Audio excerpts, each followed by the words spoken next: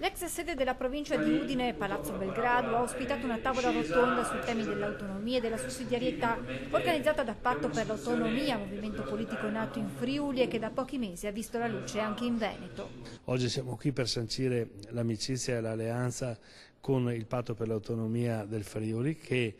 ha rotto il ghiaccio di questo tipo di movimenti, perché noi siamo fortemente europeisti, fortemente identitari,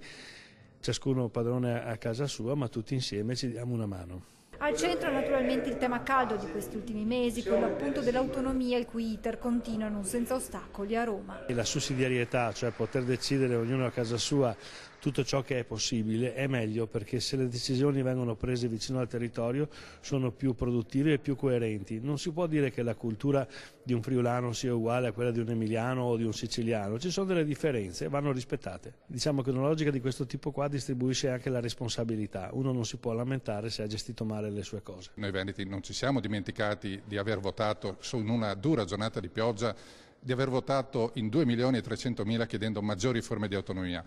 Sembra però che da Roma non ci sentano, ecco che allora l'occasione di incontrarci